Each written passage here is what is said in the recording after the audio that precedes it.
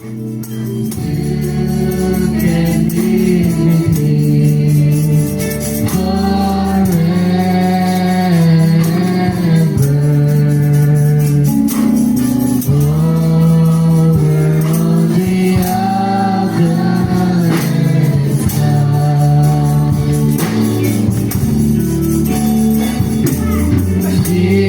Jesus is the one, yes, He's the only one.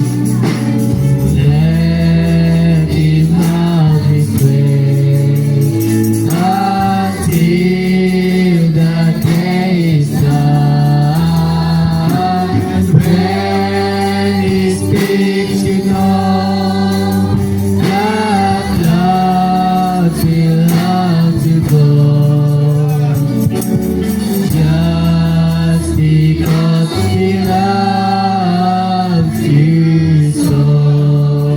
Praise God. Palakpakan natin ang Panginoon. Tayo po idadako na sa masasayang awit. Awitin po natin ang sabi ayaw mo lamang kasunod lang. Mahal na mahal kita, Panginoon.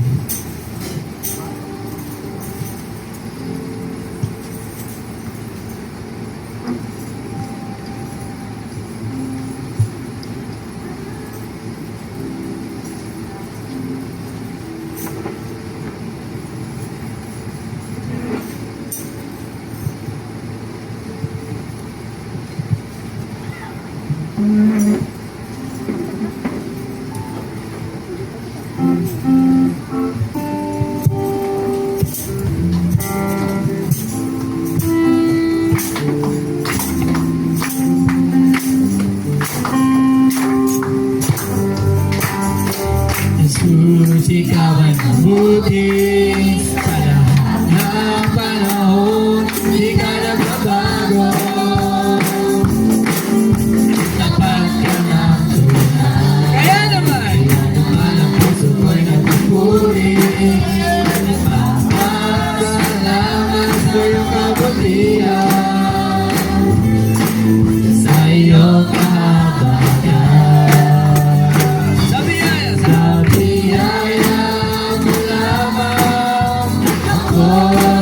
Ako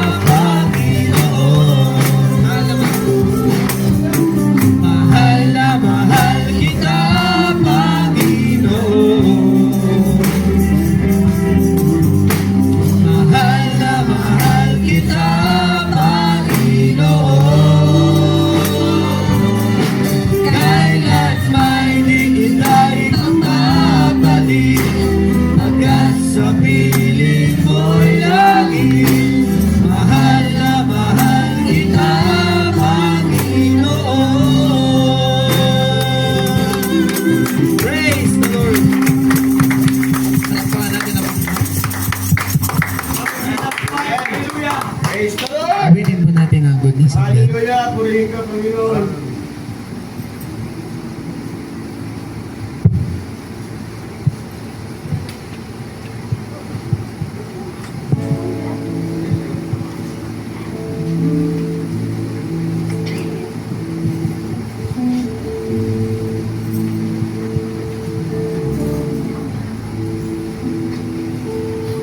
Love you, Lord. For your mercy never fails me. All my days I've been held in your hand. Hallelujah! From the moment that I wake up until I lay my head, oh, I will sing of the goodness of God.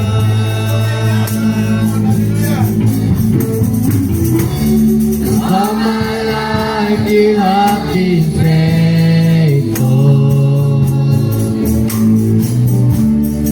All my life you have been so, so good.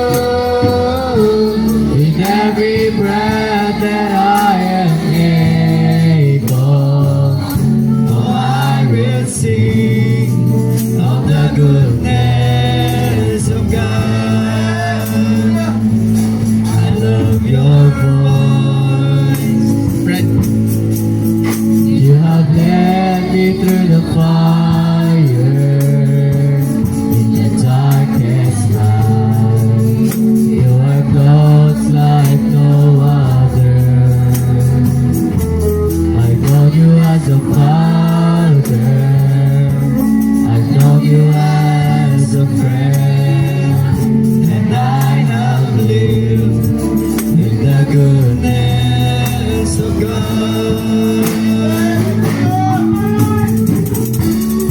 All my life you have been faithful. All my life you have been so, so good. In every breath that I am able, oh, I will sing of the goodness of God. Your goodness is running after, it's running after me. Your goodness is running after, it's running after me. With my life laid down, I surrender now, I give you everything. Your goodness is running after, it's running after me. Your goodness is running after, it's running after me. Your goodness is running after, it's running after me. In my life laid down, I surrender now, I give you everything.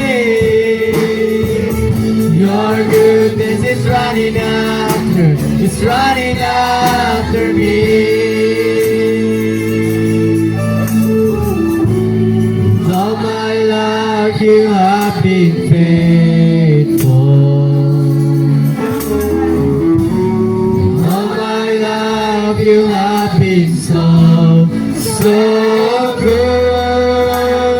With every breath that I am able, oh, I will sing of the goodness of God. All my life you have been faithful. All my life you have been so, so good.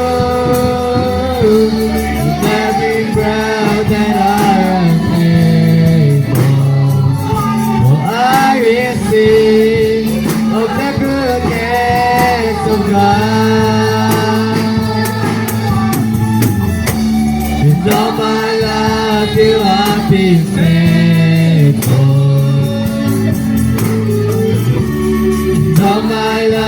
you have been so, so good. In every breath that I am able, oh, I will sing of the goodness of God. All my life you have been faithful. All my life you have been so, so good. With every breath that I am able, oh, I will sing of the goodness of God. I will sing of the goodness of God.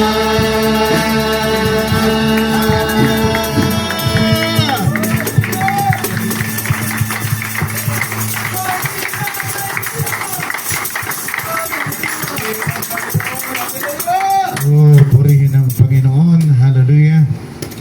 Atin pong iyuko ang ating mga ulo bilang pagbibigay pamitagan sa ating Diyos. At tayo po ay manalangin. Dakilang Diyos, nagpapasalamat po kami sa umagang ito, Lord God, higit sa lahat.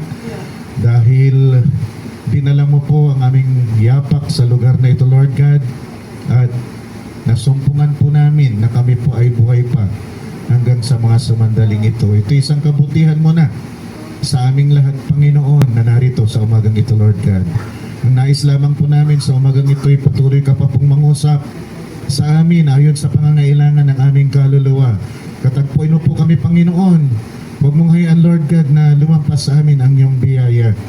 Hayaan mo, Diyos, na mamulat po kami, Panginoon, sa bagay nito dahil ito'y napakahalaga, Lord God. If we miss this, Lord God, hallelujah, baka at hindi namin maunawaan at mali ang aming gagawin. Sabi ng aming mensahero, Lord God, if we could not receive the baptism of the Holy Ghost, Lord God, hindi po kami marirecognize bilang isang nobya. At kung di kami kikilalanin, Panginoon, bilang isang nobya, hindi po kami makakasama sa rapture. Kaya tulungan mo kami, Lord God. Malapit na po namin ma-wrap up ito, Lord God.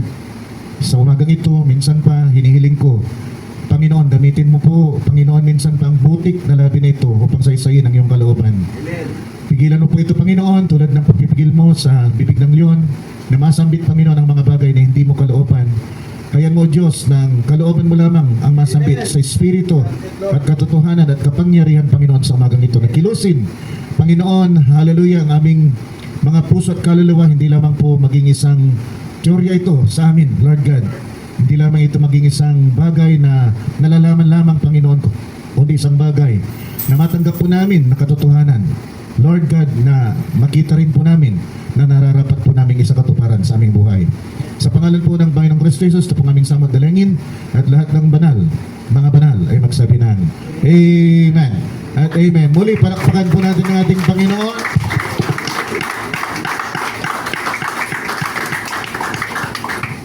Praise God. Ating pumuksan ang ating banal na kasulatan sa John chapter 12 verse 24 sa ating pagpapatuloy. Mga kapatid, siguro meron pa tayong isa next week.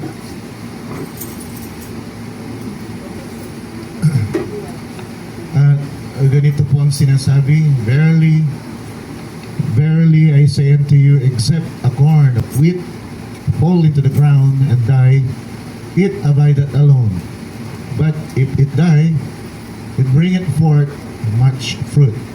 At tapos pumunta naman tayo sa 1 Corinthians chapter 15 verse 31 to 32.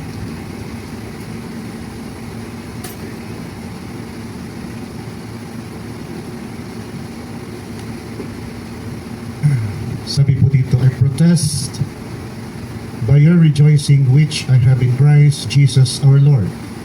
I die daily. If after the manner of men I have fought with beasts at Ephesus, what advantageth it me? If the dead rise not, let us eat and drink, for tomorrow we die. Yan sa Colossians chapter 3 verse 3 and 4.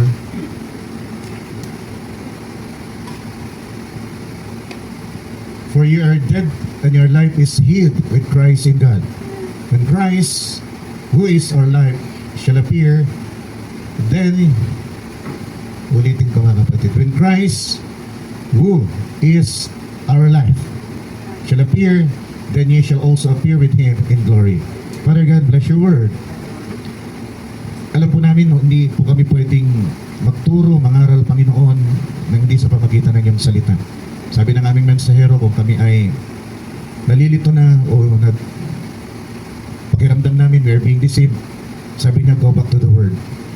Kaya napakahalaga po na bawat pangangaral ay umpisan po namin sa pagbabasa, Panginoon, ng iyong salita, at sa pamagitan ng iyong salita, Panginoon, doon kami kukuha ng may papangaral po namin. So hanggang ito, kaya mo Diyos, ang iyong mga salita ay maging isang buhay, Panginoon, na kapahayagan na papasok sa tenga ng bawat mananampalataya, mahulog sa kanilang mga puso. Ito'y magiging isang buhay na kapahayagan na mananatili, Panginoon, at uudyok sa kanila na gagawin nila kung ano ang karapat-dapat tanggap sa iyong harapan. Sa pangalan po ng Panginoong Kristo Jesus, ito po aming samot dalangin, at lahat ng mga banal ay magsabi ng Amen at Amen. Palakpakan po natin ang ating Panginoon. Hallelujah! Purihin ang Panginoon. Hallelujah. Maaari na po tayong makaupo, mga kapatid. Ako'y nagagalak dahil narito si Brother Gian. Sa tagal na nawala siya. Purihin ang Panginoon. Hindi na natin tinatanong kung bakit nawala. Ang mahalaga, nagpapakita siya. Dahil pag tayo'y naabutan, narito tayo at pinagsasaluhan natin ang salita ng Diyos at pinapaniwalaan natin, heaven and earth shall pass away, but my word shall never fail, mga kapatid. Sa oras na yun, pinaniwalaan mo yung salita, naniniwala ako, mga kapatid. Bahagi ka ng rapture, mga kapatid, dahil naniwala ka sa puro at dalisay na salita ng Diyos. Now, magpapatuloy ulit tayo, pero titingin ulit tayo sa isang anggulo para makita natin, mga kapatid, yung kabuuan ng baptism of the Holy Ghost. Pag tinuturo ito, isang pasada lang, pero gusto ko kasi na tumimo maigit to at magkaroon kayo ng iba't ibang anggulo, mga kapatid, ng aspeto ng baptism of the Holy Ghost.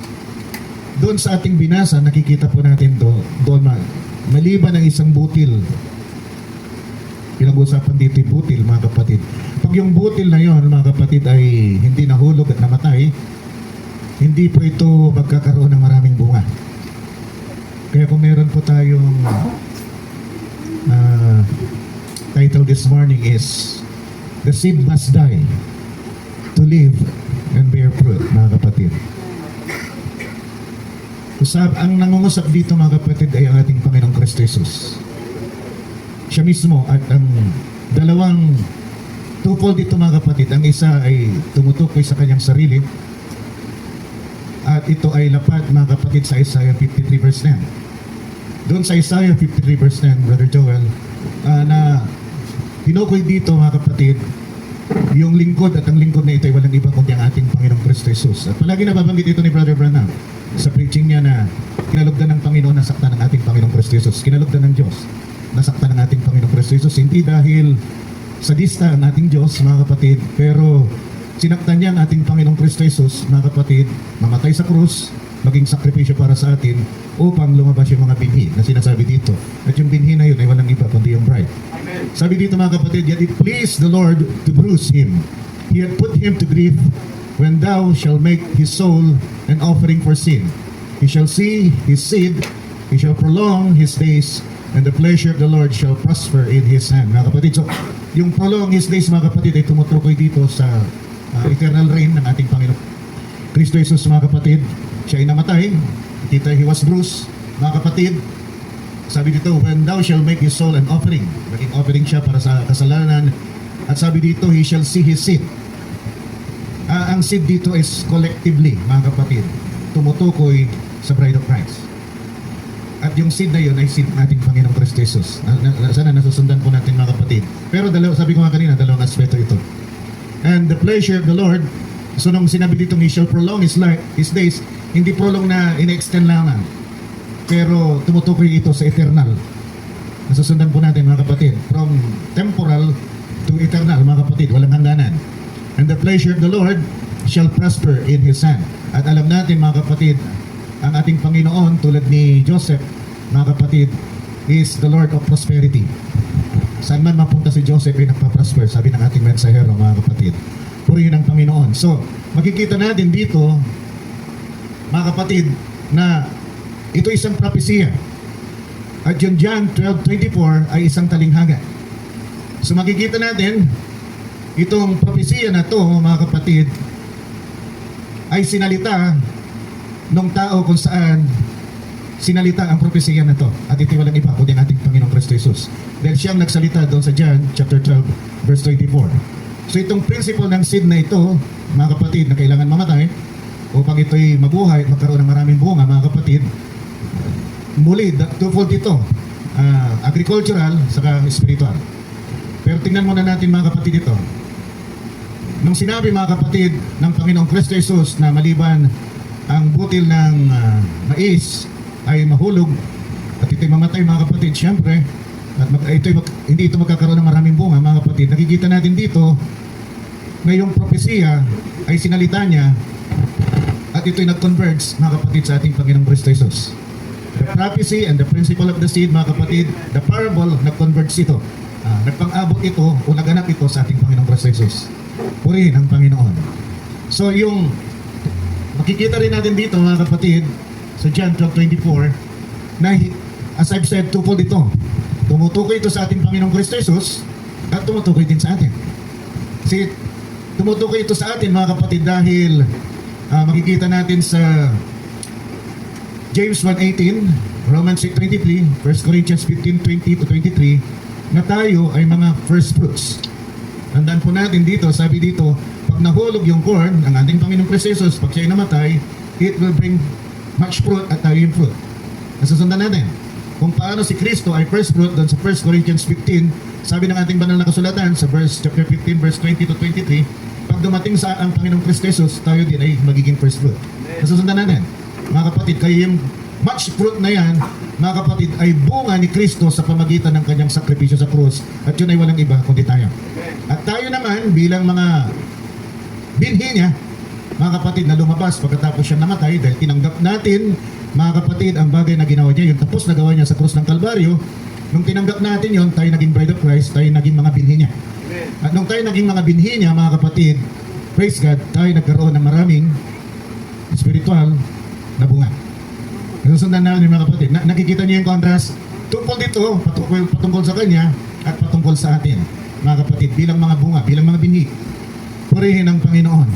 At para ang source nito, ang ugat nito ay yung Isaiah 53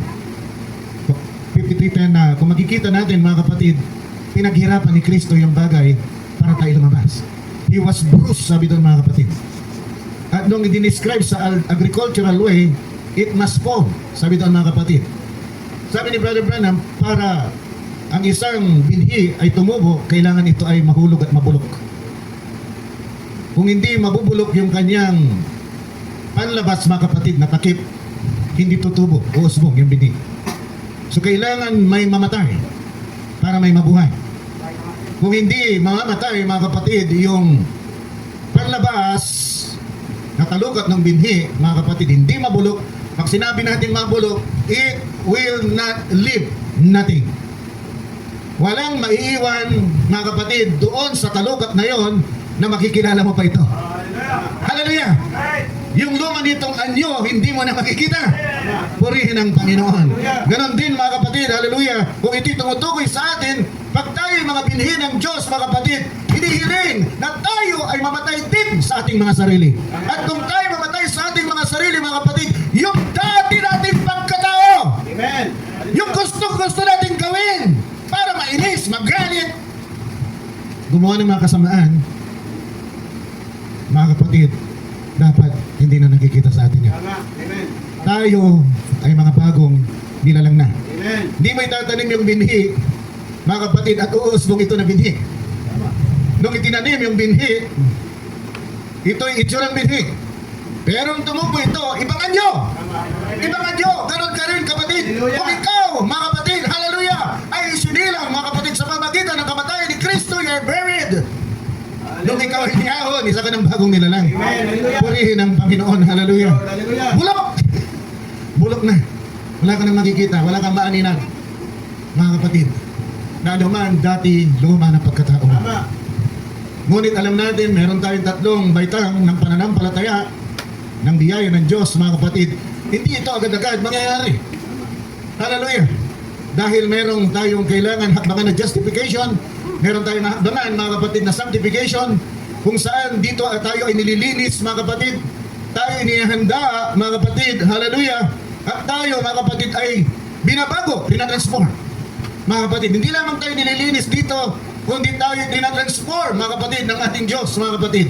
At alam din natin, mga kapatid, doon sa paglilinis na yun, hindi naman nagiging malinis kagad. Ikaw ay nagbibigay, mga kapatid, ng kahulugan ng Diyos, ng divine holiness. Ano ba ang makalangit na kabalalan na tanggap? Kaya sa Diyos. At yun ay makikita natin sa kanyang salita. Pinapakita sa atin at sinasabi ng salita, luminya ka dyan. Dahil pag hindi ka lilinya dyan, hindi ka malilinis. Kaya nga yung salita ng Diyos, yun ang naglilinis sa atin. Amen. At yun din, mga kapatid, ang bagay, mga kapatid, na tutulong sa atin para tayo maipanganak na muli. Dalawang scripture yan. Doon sa James 1, chapter 1, verse 18, kung di ako nagkakamali. At dito, doon sa 1 Peter na palagi nating nakikita. Of His own will begat He us with His word of truth. Ano yung bigat? Pinanganak. Tayo'y pinanganak sa pamagitan ng katotohanan ng kanyang salita. Amen. Hallelujah. Kung hindi natin tatanggapin ang katotohanan ng salita ng Diyos, kailanman hindi tayo may papanganak muli. So nakikita ninyo ang pagkakaiba natin sa denominasyon na dito. Sa kanilang okay lang. Dahil once saved, always saved naman eh. Di ba? Kahit hindi ka masyadong makalinya sa salita ng Diyos, dahil ang Diyos, ang biyaya niya, ang nagligtas sa iyo, din Diyos din. Ang gagawa ng kaparaanan para ikaw ay gawing papanalin. Ngunit hindi po gano'n. Dahil tayo binigyan ng free will ng Diyos, mga kapatid. At tayo ay binigyan, mga kapatid, ng kaparaanan upang makasampalataya. Hallelujah! See, Ephesians 2, verse 9, sabi doon, yung ating pananampalataya galing sa Diyos. Hallelujah! Alam na natin to. Ilang beses natin nadaanan. Mga kapatid, na ang ating pananampalataya ay galing sa Diyos. At dahil ito'y galing sa Diyos, kailangan gamitin natin. Hindi pwedeng maburo dyan. Kaya ka binigyan. 2-8. Watas lang ng isang skit. Lumampas ng isa. Wala na. For by grace are you saved through faith, and that not of yourself, it is the gift of God. Mga kapatid. So yung pananampalataya mo, mga kapatid, hallelujah, ay galing sa Diyos at kailangan gamitin mo yan. Bagaman lahat ay gawa ng Espiritu Santo sa buhay mo, hindi kundi sa pamagitan ng biyaya ng Diyos, kundi sa pamagitan ng gawa ng Espiritu sa buhay mo, wala ka magagawa. Pero since binigyan ka ng pananampalataya ng Diyos, doon sa justification, kailangan gamitin mo yan. Hindi pwedeng maupo ka na lang niya.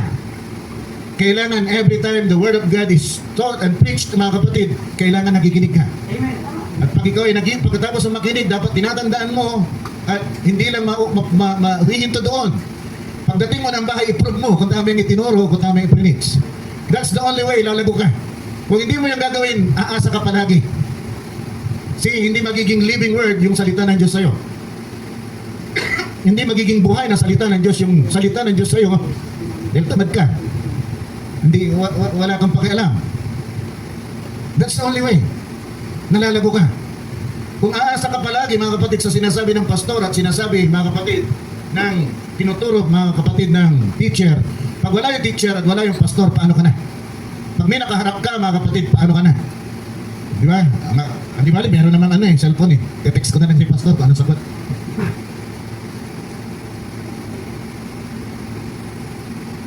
First Peter 3:15. Okay. But sanctify the Lord God in your hearts and be ready. Dapat nakahanda ka palagi, mga kapatid, to give an answer. So hindi pwedeng tinanong ka ng ibang mananampalataya tungkol sa stand mo, mga kapatid, sa mensahe, sabi mo, wala, hindi ko alam. Ang pastor ko may alam. Tanungin ko tatay ko. Tanungin ko yung kapatid ko. Hindi pwede. Once you're baptized, mga kapatid, you're obliged. Obligado ka na kailangan matuto ka. Amen. Hindi na pwedeng upo-upo ka na lang dyan. Mga kapatid, kailangan matuto ka. Kailangan gising ka. Kailangan mulat ka. kailangan yung diwa mo mga kapatid, nakakarinig ng salita ng Diyos. Then pagdating sa bahay, itest mo. Dahil sabi mga kapatid ng John, 1 John, the only way na matest natin ang Antichrist spirit is sa pamagitan ng salita ng Diyos. Kung hindi sa pamagitan ng salita ng Diyos, hindi natin ito matitest mga kapatid. Pero tayo mga kapatid ay inuudyukan din ng banal na kasulatan. Na-test natin ang Antichrist spirit. Ang Antichrist spirit mga kapatid, Antikristo, anti is against, spirit mga kapatid, at Christ mga kapatid is Kristo, at si Kristo yung salita sa makatuwid, yung kung anti-Christ spirit yung kausap mo, ang kanyang sinasabi ay salita ng Diyos, ngunit ito'y laban sa salita ng Diyos. Kaya ikaw ay mawawala, ikaw mga kapatid ay madadaya, at pag ikaw ay nadaya, wala kang pagkakaiba kay Adan. Na nung nadaya si Adan, mga kapatid, ang buong sangkatauhan ay nahulog sa kasalanan. Kaya mag-ingat tayo. Hindi biro ang pagiging isang mananampalataya.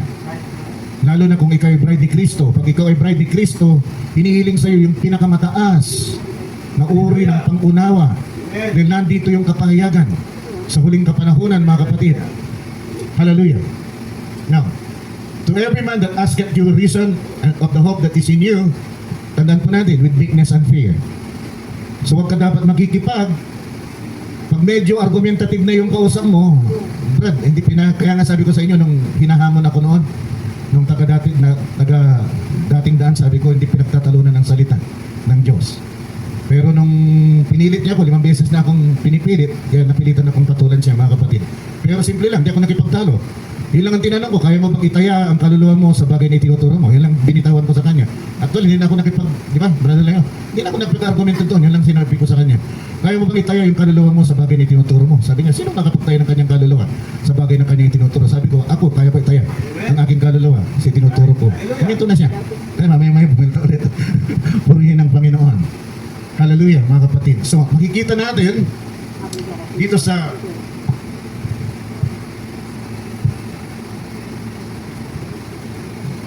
pagod ni Pastor, nahulog yung Pastor kanot. Purihin ang Panginoon. Now, kung pupunta tayo doon sa ay pa sana akong gustong saysayin dyan, kaso nagsabi sa akin, mainit daw. Kaya kung pwede, kaya ko daw yung pakiplis. Pero salamat, kinulim atensyon ko. Kung hindi, dito kasi parang wala ka nararamdaman na init eh. Yung pala, init. Now, to make it short, mga kapatid, punta tayo sa 1 Corinthians chapter 15.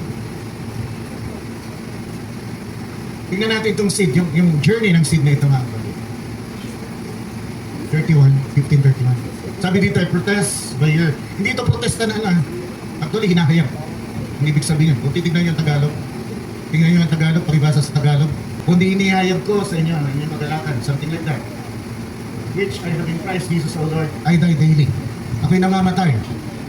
Tuwing araw, araw-araw, tuwing araw. Ako'y namamatay araw-araw. Pakibasa sa Tagalog para maunawaan. Sino may Tagalog? Bible. Pakibasa para maunawaan maigi. Kasi pag ganyan na nakalagay, parang nagpo-protesta si Pablo. Hindi naman siya nagpo-protesta. The word protest dyan, mga kapatid, pag titignan natin sa Tagalog. Sige brother, kaya mabasahin brother. Danny. 31. Sige.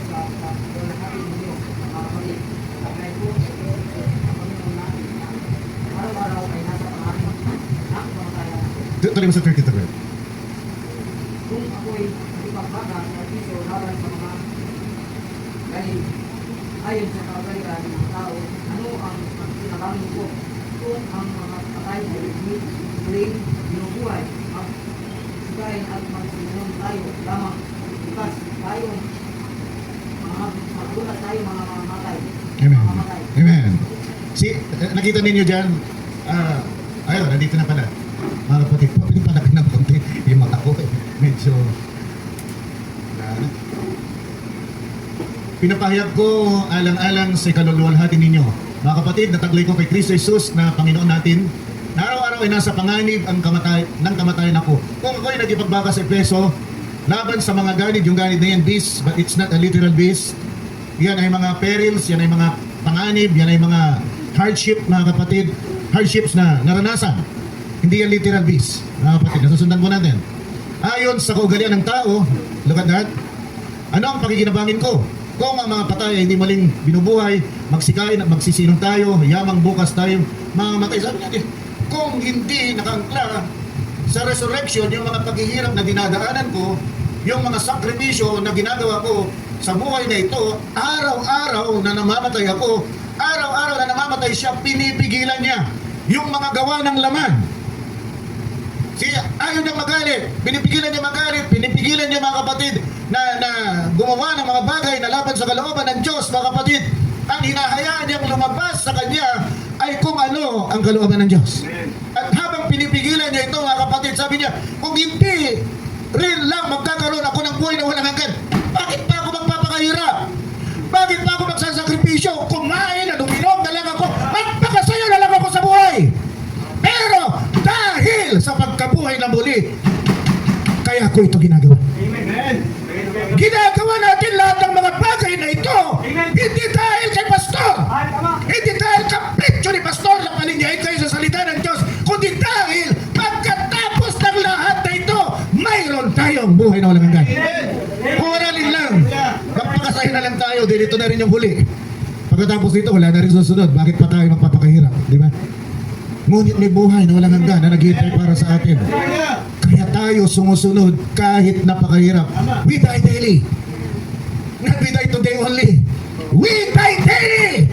Araw-araw namamatay tayo. Hindi pwedeng yung magandang bagay na ginawa mo ngayon, yun lang magbubuhat sa'yo, yun lang magdadala sa'yo hanggang sa mga susunod araw. Hindi, araw-araw hinihingi ng Diyos na ikaw ay magsakripisyo at luminya. Hindi pwedeng aasa ka lamang sa sarili mo. Hindi pwedeng ang mangunguna yung prinsipyo mo. Hindi pwedeng ang lalabas sa'yo yung gusto mo. Hindi pwedeng ang lalabas sa'yo, mga kapatid, yung magpapasaya lamang sa'yo. Ang gusto ng Diyos, yung kalooban niya, ang lalabas sa'yo. At napakahirap lumabas yun sa'yo. Kaya ka nagsasakripisyo.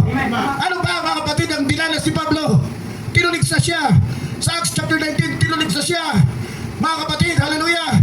Pati yung mga gumagawa ng mga salamangka, yung gumagawa ng mga witchcraft, yung nagpa-practice, hallelujah, ng witchcraft, binalatan siya.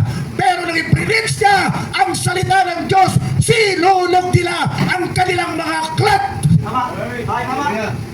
Hindi makapangyarihan ang salamangka sa salita ng Diyos. Hindi obra. Hindi obra ang salamangka sa salita ng Diyos. Sinulog nila. Alam nyo kung magkakano yun, yung sinunog nila. At this time, mga kapatid, present time, kinumpit ko yun, 150 million ang halaga ng sinunog nila. Na halaga ng mga aklat patungkol sa salamangka. What a sacrifice! What a sacrifice! See, yun ay kanilang mga iniingatan na yaman. Pinagmamalaki. Dahil sa pamagitan ng mga salamangka ito, pwede lang saktan ng tao. Pwede nilang pasunurin ng tao. Pwede lang sabihin, mas magaling ako sa iyo dahil ikaw nasa ilalim ng kapangyarihan ko. Pero pagkatapos nilang marinig ang pangangaral ng salita ng Diyos, sinakripisyo nila yon. Inalis nila yung kanilang mga kayabangan sa sarili. At sila nagpakumbaba. At sinunog nila lahat ng maaari makitang ugat ng pagiging salamangkero nila. The old subject. Purihin ang Panginoon. Sa sinagoga, mga kapatid, kinontra niya ng mga priest. Inusig siya. Makikita natin lang dyan sa Acts chapter 19. Yan ang mga beast of Efeso. Yan ang mga ganit ng Efeso na sinasabi niya. Na nilabanan niya, mga kapatid. Hallelujah. Ngunit pagkatapos niyang labanan, mga kapatid, siya ay nasumpungan, mapagtagumpay. Purihin ang Panginoon. Hindi siya pinabayaan ng ating Panginoong Diyos. Purihin ang Panginoon. Oh, hallelujah. I die daily. Alam niyo, ang I die daily, talong bagay yan. Nangyayari yan sa sanctification at nangyayari yan sa baptism of the Holy Ghost. Dito sa sanctification, listen very well. Dito sa sanctification, kung nasa sanctification ka pa lang, mga kapatid, pinapakita sa iyo yung divine holiness because you don't have any idea what is divine holiness. You have your own thoughts of holiness, but that is not God's holiness. That's your way, not God's way. Sabi ni Brother Branham, pag nasalubong mo, mga kapatid, si Kristo, you must have His way, not your way. Hayaan mo, mga kapatid, nang maganap sa iyo ang kanyang kalooban, hindi kalooban mo. Purihin ang Panginoon. Hallelujah. At makikita natin dito, mga kapatid, purihin ang Panginoon. Hallelujah. Where am I? Tawa tuloy si Sister Ped eh. Gamit ng peso. Nasaan pa? Oh, sanctification. Grabe ano? Baka mamaya, tatalon-talon ako, sabihin ninyo mga kapatid, kung gumagamit ako ng droga. Ay nako, matanda na talagang pastor ninyo. So dito sa sanctification, mga kapatid, you don't have any idea of divine holiness, pero yung salita ng Diyos, binibigyan ka ng idea, minumulat ka what is divine holiness. Na kung hindi ka sensitibo, ayaw mong luminya doon sa divine holiness dahil naku lilinya. Yung mga klase ko, ikli ng palda nila. Katapos, papalda akong parang lotion. Out of place ako. Di ba, sister? Out of place ako, paano yan? Pupunta sila sa gimmick. Magiinuman sila. Kalalaki kong tao. Anong inumin ko pag nagiinuman sila? Gatas. Anong nagiinuman sila? Ano sasabihin nila sa akin? Di ba, mukha akong tutoy. Kung baka sabihin pa nila, bakla ako tulad ng ginawa kay Brother Bernard. Di ba? It's a struggle. But you're given a divine holiness, idea what it is. At kung ayaw mo, susumbatan ka dito. Susumbatan ka ng Banal na Espiritu. But it's coming from the outside. Ha? It's coming from the outside. Not from the very inside. It's coming from the outside towards your spirit. Nireremas niya yung espiritu mo. Hindi yung kaluluwa mo, nireremas niya. Kaya yung outside help galing sa labas. Nireremas niya ito at pag luminya ka, tapyas. Tapyas. At pag luminya ka, return sa puso mo. Hindi na mawala yan. Unti-unti nasusulat. Yung fruits ng Holy Spirit, unti-unti na susulat pag lumilinya ka. You are given, binibigyan ka ng idea ano ang divine holiness sa pamagitan ng salita ng Diyos. Pag narinig mo, prinig sa pastor, pag nabasa mo, mga kapatid, ang gagawin mo, dapat luminya ka. Pero kung ayaw mo, susumbatan ka ng Espiritu Santo. Pag sinumbatan ka ng Espiritu Santo, kung sensitibo ka, mahihiya ka. Kung di ka sensitibo, walang hiya ka. Di ba? Tama, di ba? Walang hiya ka sa Diyos. Kung hindi kay pastor, walang hiya ka sa Diyos. Yan tingin niya sa'yo. Pero binibigyan ka palagi ng chance. Yun ang kabutihan ng ating Diyos. Binibigyan ka ng chance. Hindi ka pinapatay agad. Kaya buti na ating Diyos, di ba? Kahit sinabi niyang kabayaran ng kasalanan ay kamatayan. Pero sabi niya sa mga gawa, mga kapatid, dati, nagagawa niya ipikit ang kanyang mata para hindi makita, mga kapatid. Yung nagagawa natin na pagsalangsang, pinipikit niya. He make this eyes, sabi ng ating banal na kasulatan. Dahil rin siya, no? Tatay mo kung minsan alam niyang ginagawa, pero kunwari hindi niya alam. Ganon din ang Diyos. Di ba, brother? Kung minsan alam natin kung minsan eh. Pero binibigyan natin sila ng pagkakataon na from their own, gawin nila ang sarili nila. Self-redemption ang tawag to. Niredeem mo, tinubos mo yung sarili mo. Hindi mo kailangan na pagalitan ka pa, di ba? Sumbatan ka pa, tsatsatan ka pa, mga kapatid. Kundi niredeem mo na bago pa man magsalita, yung tatay mo, mararamdaman mo naman eh. Pag medyo pumormal yung tatay mo, tumahimik yung tatay mo, hindi siya nawala yung kanyang sigla. Ibig sabihin, meron siyang dinadala sa puso. Ganun ka ba, Brother Gil? Pag medyo tatawanan na lahat, di ka pa matawa. Pabay kung ang tatay nyo ganun, medyo magtanong ka na sa sarili mo, meron ba akong nagawang hindi tama? Ganun agad. Eli, meron akong nagawang. Bakit nagtatawanan na kami lahat dito? Yung tatay ko, seryoso pa rin yung mukha. Ibig sabihin, isa sa inyo, yung nagagawa ng bagay na hindi tama, kaya ka ng patawa ng patawa. Di, pag may nagkakwentuhan, mag-observe ka. Ay, baka mami, ikaw na yung kinakasasama ng dami, ikaw pa yun. Yung tatay mo, kulang na lang na ano eh. Di ba, mamula yung bumpa niya sa galit, pero patawa ka ng patawa, ikaw yung source. Bakit siya nagagalit? So, observe natin yan. Pointers na naman yan sa counseling, mga kapatid. I-observe natin maigi. Kasi, hindi naman mali ang gising ni tatay, kaya gano'n. Mali yata ang gising ni tatay, kaya ang sama ng mukha. Kaya masama mukha, meron siyang dinaramdam at gusto, hindi niya mailabas kasi binibigyan kayo ng tsansa na maituwid din yung sarili ninyo, mga kapatid. At pag hindi niya na kaya, patay kang bata ka. Pag siniwalat niya na kung ano yung nasa loob niyo, hindi masasaktan ka pa. Kaya maging sensitibo tayo. Kung bumormal ang tatay ninyo, bumormal si tatay. Ako kaya yun? Ano kayong mga gagawin? Ang gagawa ko kaya? Kahit hindi, sa tingin mo hindi ikaw, dapat nagtatanong ka na sa sarili mo. Mga kapatid, ako ba yun? Sa akin ba pinapatukoy sa akin yung formal na ng mukha? Mukhang galit. So, makikita natin dito na pinapalampas tayo ng Diyos kasi di tayo makasunod, pero ang gusto niya makasunod tayo. Amen. Kasi kailangan matapyas lahat yung mga magagaspang na bagay sa ating buhay. Yung magagaspang na bagay sa ating buhay ay yung mga gawain natin na hindi lumalapat sa kalooban ng Diyos. Tandaan po natin, there's no other standard but what is right and what is wrong but the Word of God. Walang iba. Kung meron kang ibang standard, mga kapatid, pamantayan ng tama at mali, bukod sa salita ng Diyos, mali yan. Kailangan talaga ilinya mo ang sarili mo sa salita ng Diyos. Amen. Kasi tulad ng nakita natin kanina, the word of truth begat us. Pinanganak tayo sa pamagitan ng salita ng Diyos, ng katotohanan. Meron pa isa dyan, 1 Peter chapter 1 verse 20, 1 to 23. Palagi natin yan nakikita na, mga kapatid. So ito yung divine holiness, yung salita ng Diyos na mapapanganak muli sa atin. Hallelujah. 1 Peter chapter 1 verse 21 to 23.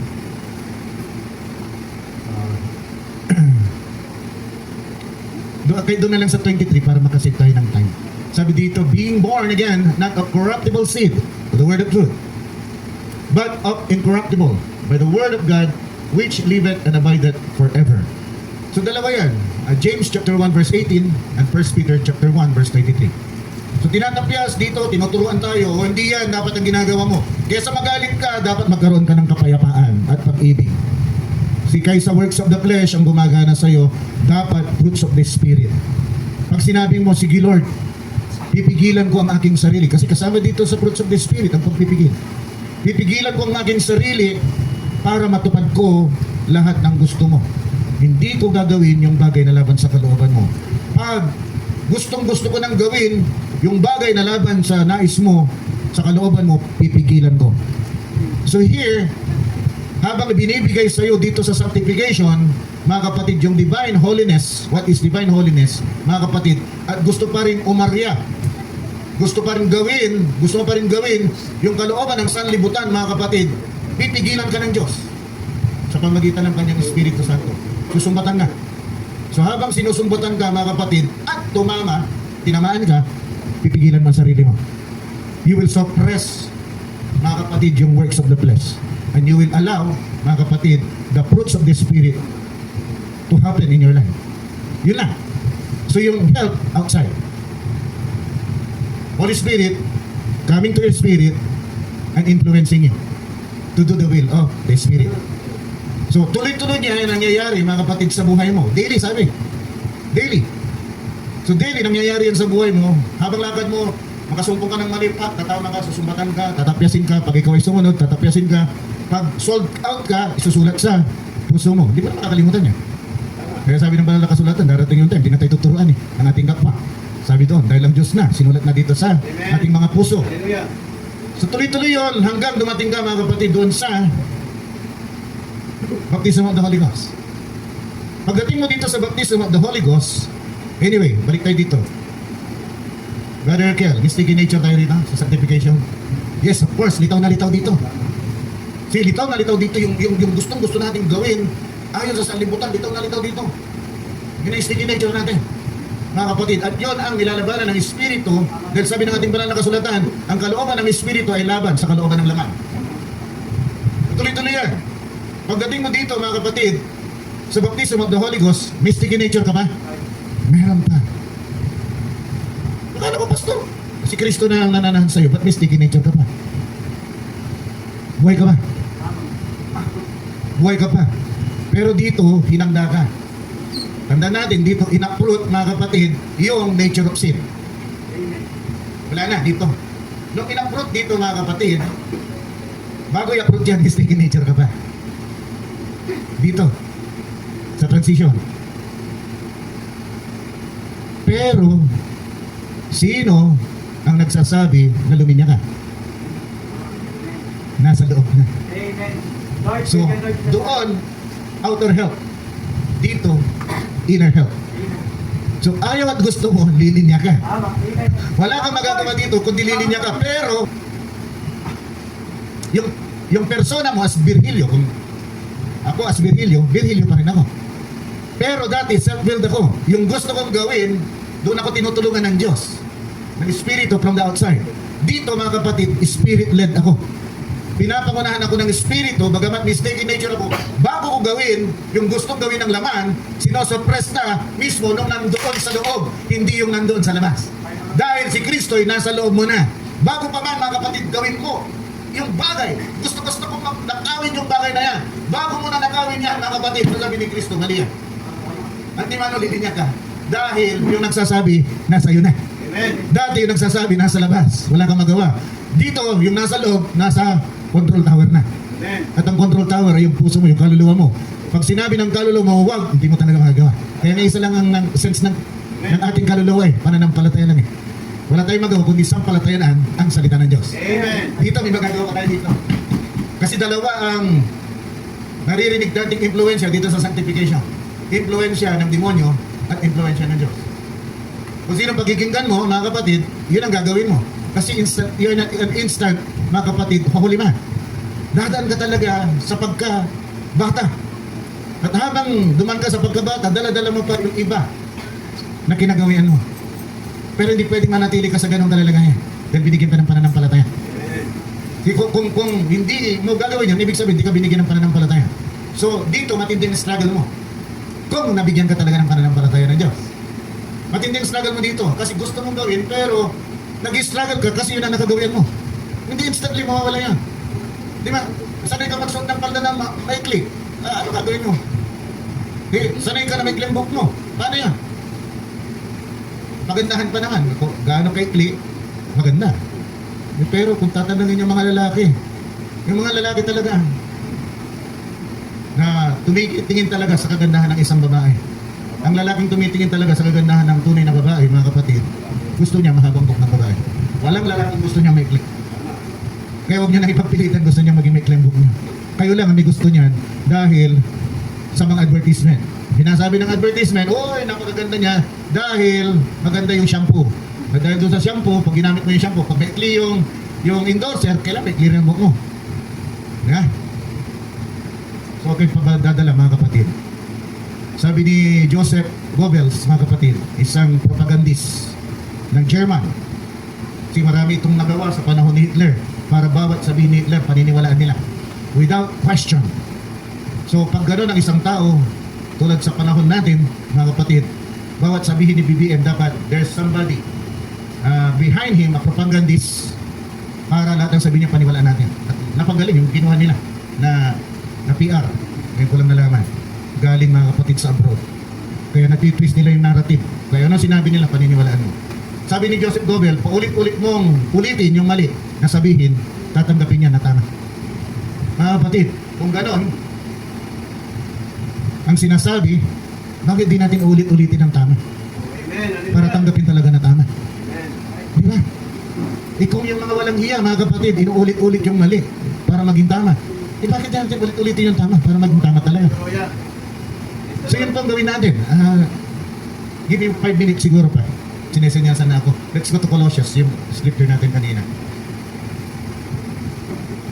Nakita ninyo yung ano? Ganito rin lasik, di ba? Purihin na. Yung dinamuhan at yung binunot. Ganun din. Now, sabi dito, for you are dead and your life is hid with Christ. Once, mga kapatid, namatay ka sa sarili mo, ang buhay mo ay nakatago kay Kristo. Amen. Pag ang buhay mo ay nakatago kay Kristo, anong makikita sa iyo ng Diyos? Hallelujah. Buhay ni Kristo. Kaya walang ibang magmamanifest if you're baptized, mga kapatid, with the Holy Ghost, walang magmamanifest sa iyo, kundi ang buhay ni Kristo. Amen. Hallelujah. When Christ, dito pa sa pao, when Christ, who is alive, buhay natin. Amen. Si Kristo ang buhay ng isang patay. Kaya siya buhay. Kaya siya namumunga. The seed must die to live and have many fruits.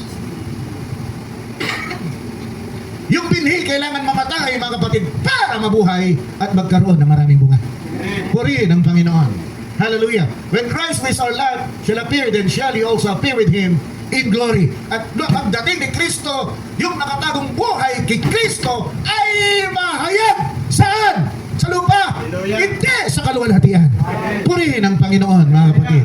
Hallelujah. Romans chapter 6 verse 6. Ilapat lang natin dito, mga kapatid. Katapos ito, close na tayo. Malinaw. Amen. Purihin ang Panginoon. knowing this, that our old man is crucified with him, that the body of sin, there it is, purihin ng Panginoon, might be destroyed.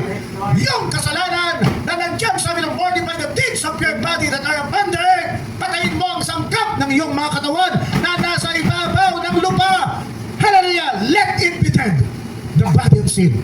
Kailangan mamatay yan, mga kapatid. Just like yung talukap, mga kapatid, ng binig, na kailangan mabulok at lumabas ang bagong buhay. That henceforth, we should not serve sin.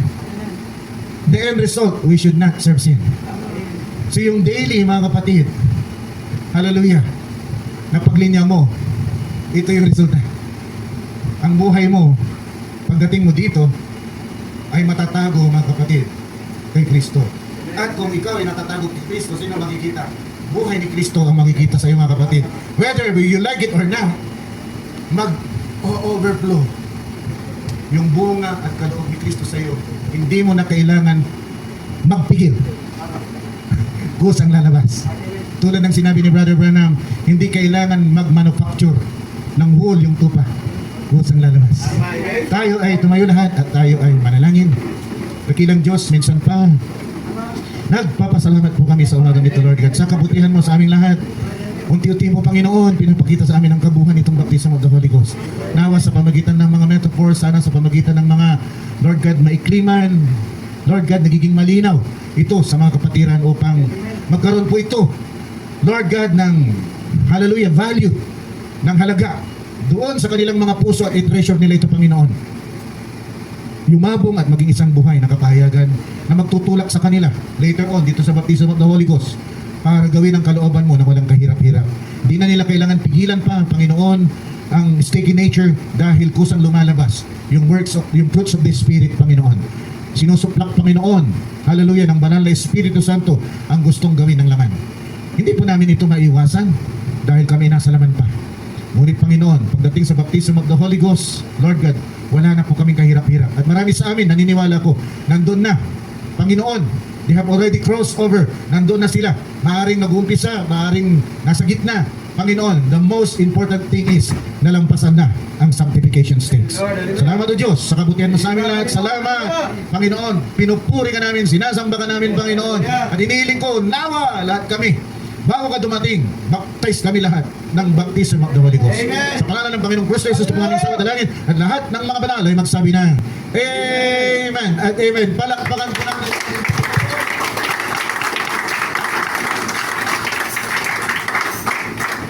Praise God. At tinatawagin ko na si Brother Kel para isa ng gawain. Hallelujah.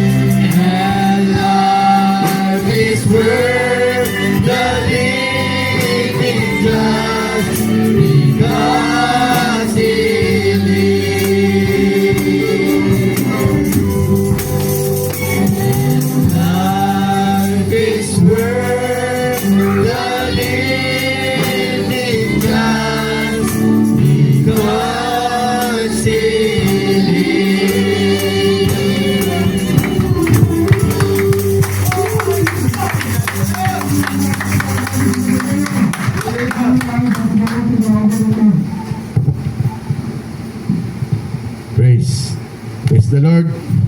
O Lord, salamat muli sa gawain ito, Panginoon. At muli mong pinagalab ang aming mga puso, Panginoon.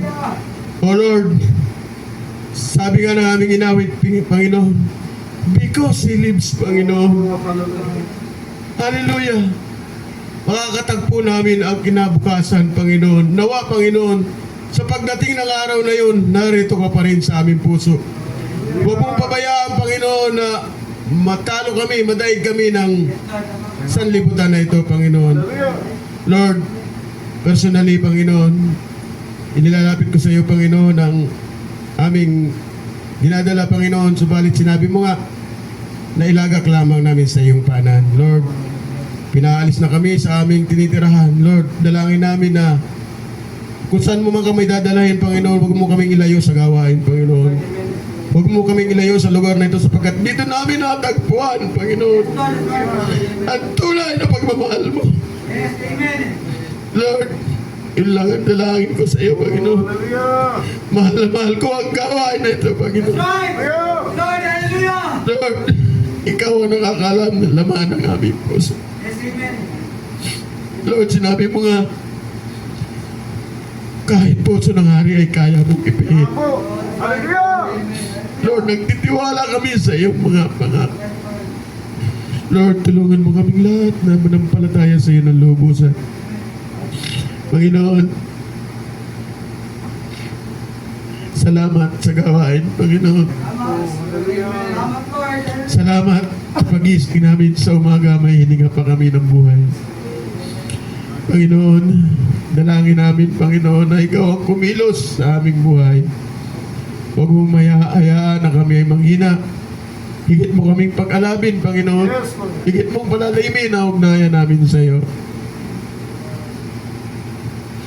Panginoon, salamat sa mga ginamit mo sa araw na ito. Sa aming music ministry, sa aming MC, sa aming song leader, sa aming teacher na patuloy na nagpapagal. Pagpalain mo siya, Panginoon, sa po ng kanyang sambahayan. Higit sa lahat, Panginoon, ang aming mahal na pastor, patuloy mong ibigay ang kanyang pangangailangan, ang kanyang kalusugan, ang pangangailangan ng kanyang sambahayan. Lord, alam ko na hindi mo pinababayaan ang tapat mong lingkod. Lord God, muli, Panginoon, nawa sa narinig namin na pangangaral, Panginoon, nawa tulungan mo kami, Panginoon, na malakaran ito, Lord. Huwag mo panatilihin kami, Panginoon, sa sanctification, Panginoon. Tulungan mo kaming lahat na magkatagpo-tagpo kami, Panginoon, at mabautismohan kami ng Espiritu Santo, Panginoon. Lord, wala kami ibang lalapitan kundi ikaw lang, Panginoon. Ikaw lang ang aming pag-asa. Ikaw lang ang lahat-lahat sa amin. Lord, nawa maganap namin na sa sinabi mo, Panginoon, na ibigay namin sa iyo ang aming buong lakas, buong isip, buong kaluluwa. Lahat-lahat sa buhay namin, Panginoon, nawa maibigay namin sa iyo. At nawa ikaw ang maging sentro ng aming buhay. Lord, gabayan mo kami, Panginoon, sa aming pansamantalang pag-iwa-iwalay. Ingatan mo kami, dalayin mo kami ng payapa at ligtas sa aming pansamantalang tirahan. Kung paano mo kami iningatan, ganun mo rin kami ingatan sa aming pag-uwi, Panginoon. Lord, muli nagpapasalamat kami sa araw na ito. Binigyan mo kami ng isang magandang araw, Panginoon. Lord, dalangin namin, Panginoon, na nawa ang buo naming sambahayan ay makalakad sa iyong banal na salita, Panginoon. Nawa walang maiwan. Nawa sumasama kami. Kapit kamay kaming lahat sa salubong sa iyo, Panginoon. At masasabi namin sa bawat isa, di ba, nagtagumpay tayo. Tama, hallelujah. Ang sarap na mahinang tagumpay. Hallelujah. Tulungan mo kaming lahat, Panginoon. Tulungan mo kami, Panginoon. Muli po, Lord, mapasayo po ang walang hanggang papuri sa bukod tangi at mga pangyarihang pangalan ng Panginoon Kristo Jesus. Ito po ang aming samo at dalangin. Lahat ng banal, magsabi na, Amen. Amen. Praise the Lord.